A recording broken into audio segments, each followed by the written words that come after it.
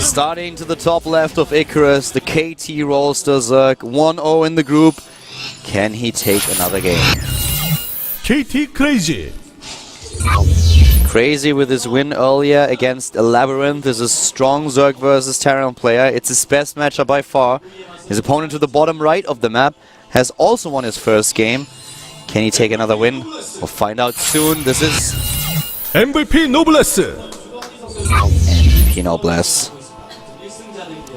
Noblesse Looking a little bit like a hamster. Yeah, as usual. As usual. Like a chipmunk. Yeah, I was going to say chipmunk or hamster. Not like a gerbil. You ever have a gerbil?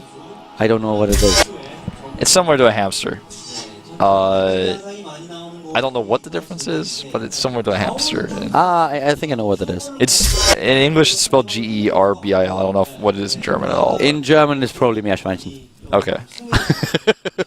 It doesn't help. That doesn't help you a lot, but still. No, I never learned that one. But I have to say, if Noblesse is actually a chipmunk, he would be the one with the glasses. Yes. He already has glasses, in fact. So. Exactly.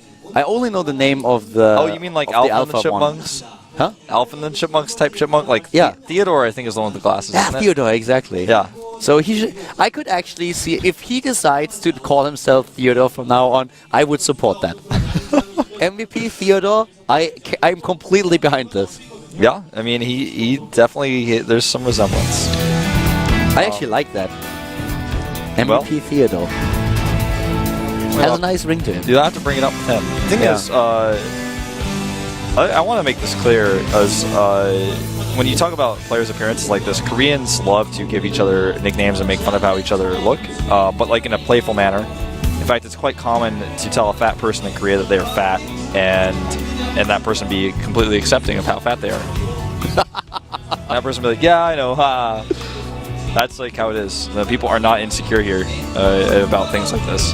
No, so really. if you told Noblesse he looked like a chipmunk, he'd be like, well,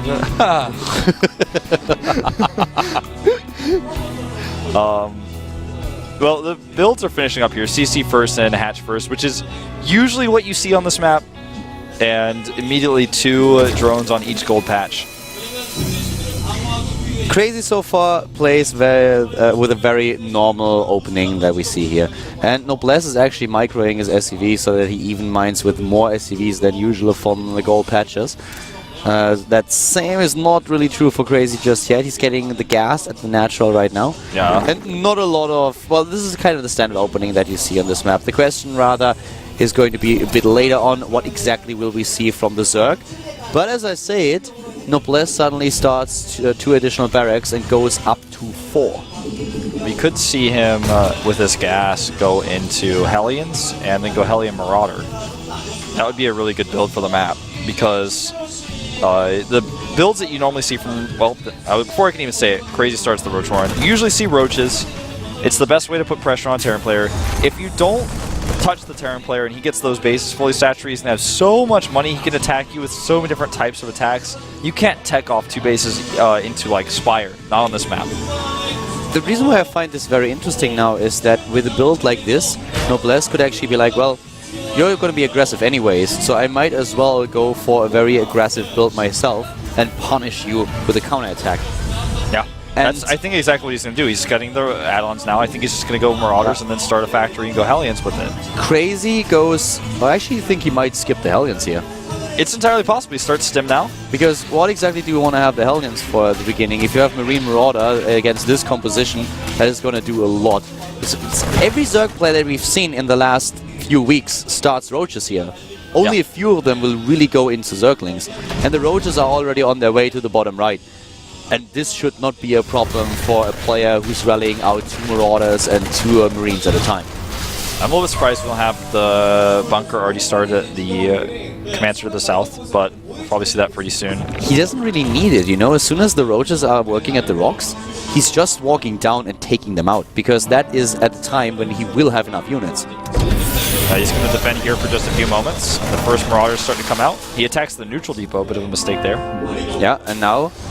You see, he already lowers the supply depots and he can just walk down and take them out as soon as he has another set of units. Waiting a little bit longer. Builds the bunker regardless, but he can really trap those Roaches in the corner. The bunker is useful in case there's a big speedling follow-up once the rocks are down. waits for the next set of units, and makes his way down to meet the roaches. He wants to make sure he can trap them for sure. Knows how he moves all the way around. Yeah. And the roaches actually should be killing the rocks to escape. They're not. This is not good at all. Yeah, he's going to lose all of them. This is definitely not a cost-efficient trade for Crazy. Not at all. Bye-bye, roaches. And the Marauders Adios, are amigos. continuing to come out here. He's got Stim and Combat Shields finishing up. Third base is immediately being started by Noblesse. Crazy is going for a very decent creep spread here, and he will see that there's a move out by Noblesse very soon. He's already preparing with a Baneling Nest, not only because he thinks maybe I can use it later on to be aggressive, but right now he knows that his biggest problem would be a counter-attack by Noblesse. Yep. And he's going to face one right away. He wants to start at third here. Noblesse was not even going to check for that.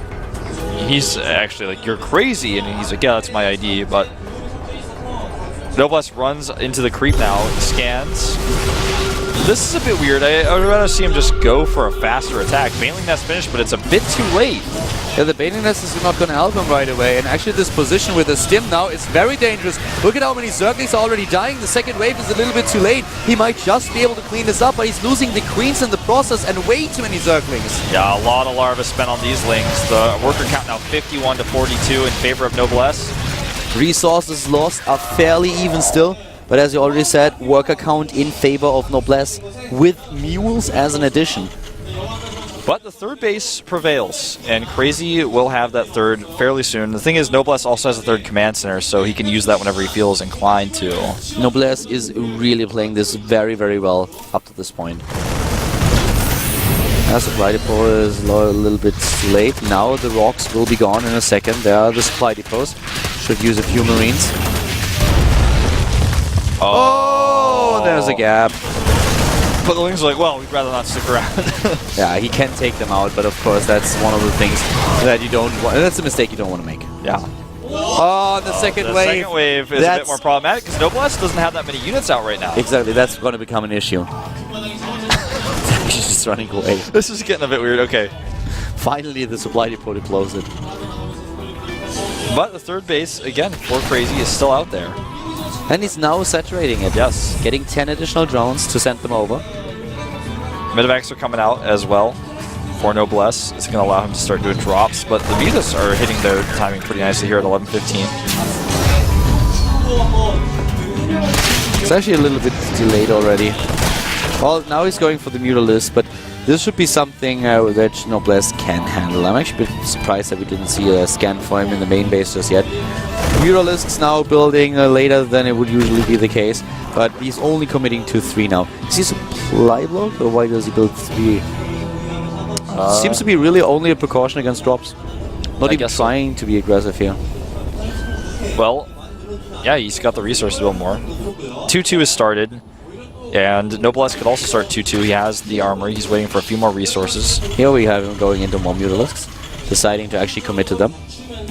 Those drops are so lucky until they get spotted. Yeah, and now they got spotted just a second ago. Overlord sees them. Mutalisks should be moving in very soon. The Zerglings are already in position to intercept. Drops in the line of sight blocker wants to. He could actually just drop outside. Yeah, and he will. The Muta's here. That was scary. Oh, it's close. Nearly lost one of them. Noblesse now comfortably on the third base. He has siege mode coming out. He has 2 factories, 2-2s coming out, getting those missile turrets. Noblesse is really playing this well. I mean, he's still even in supply with Crazy. He's going for +2/+2, as does the KT Rollstar player. Both of them hitting the upgrades really well. But Noblesse is now going into siege mode and siege tanks, so attacks will be a lot tougher on Crazy, especially if he plans on using Banelings to bust through. The siege tanks should be able to pick quite a few of them off before it gets dangerous. Crazy, on the other hand, is now trying to go into the infestation pit tech so that he can start his hive tech. He really plans on going into Broodlords, as it seems, even taking a 4th base in the top right now. Yeah.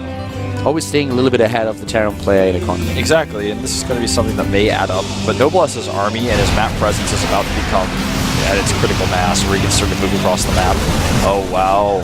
Nearly killing all those Mutas. I think he could have waited a little bit longer before he fired, as Crazy was not paying attention. But you can never know if your opponent's paying attention or not in a situation like that. This drop will be shut down. Should be. Yeah, he sends it over. Noblesse has a army supply lead of 99, 102 now to 62, so 40 army supply lead ahead. Yeah, here we have another job attempt being shut down immediately. Lings on the low ground, and of course the Mutalisks to the rescue, making sure that there's no pickup with the medivac. And the Terran player takes a supply lead and decides to move out, and this is the time where it gets really scary for Zerg. Yeah, the creep is not going to last very long. It's thick, but it's not very far, and it's very spread out because Noblesse is... He's coming down on him, and he's trying to send it in two directions. He wants to send it to his third. He also wants to send it towards Noblesse, but because he sends it both directions, it's not as far past the watchtower as it could be at this moment in time. The Banelings are really becoming the big issue here. If he can somehow take out the Banelings, then Noblesse can just steamroll crazy. But there are so many of them. He's trying to bait them into the siege tank range, and if they're clumped up like this, he's gonna lose a lot of them. But Crazy's really preparing well. He's going into a massive amount of Ling and Baneling supply now. Yeah, he's trading pretty well against these Marines as best as he can. Oh, good split here. Very good split, taking down more and more of those units. And we even have a few Marines over at the base taking down Queens and now targeting the hatch. Banelings moving in from everywhere, as do the Zerglings. This is a good angle, but does he have enough? I'm not so sure. There are not enough Banelings. Yeah. The Banelings are already down, and the Mutalisks, they just died because the Marines are still alive. Noblesse now going to the main base here. He's going to start cleaning up the Overlords. I say main base, I mean the heart of this base. He goes up to the high ground. This is his third. He's going to kill it. Crazy doesn't have the time to morph additional Banelings, but he needs them. Without them, he can't move in. The high ground siege tanks are sieged up, even sieging a few up on the low ground. The base is gone. Noblesse is currently walking over Crazy. He's dancing on his grave. Yeah. And the creep is even now totally cleaned up. There is a counterattack, but Noblesse has enough to defend. The larva count right now is just 2. He has only 2 larvae available. He's making 18 lings, and that's all he's going to have. He's not going to have any corruptors out to make brood lords. He's Those trying to survive. Mutalisks are all gonna die. He doesn't even see it. The Mutalisks are gone. The base of the top right is soon gonna be attacked. In the main base, we have a drop that takes out the Queens now. Here come those Lings, the last bastion of Crazy. GG. Oh, wow. Noblesse is on fire. Yeah, call the fire department, man. This guy is burning up. Get the fire extinguisher, pour some water on it, stop, drop, and roll, man. He put the last nail in the coffin and started dancing on Crazy's grave. That was pretty blind. I mean, it was a blind counter in a way. Yeah. But the thing is, on that map, every single Zerg is going for Roaches or Roach Baneling, which the build is good against both.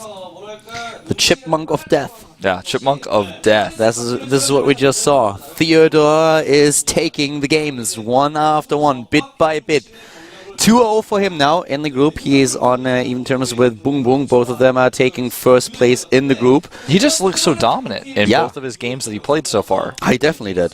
If he continues this trend, I put him at first place in the group no matter what today. Well, it's going to be actually really interesting, since we will see later on Boom Boom versus Noblesse. It's not going to be part of the next 3 games that we have, but the next set of games or the next set of matches will actually determine quite a bit when it comes down to the standing in the group. If especially Alive, who has to face Boom Boom, and then Labyrinth, who has to face Noblesse, if they both lose, then they are 0-3 in the group, and that would be a little bit devastating to both of them. But we have a short break before we go into the next set of matches, so guys, we'll see you in a few here at the GSL Up and Downs Group D.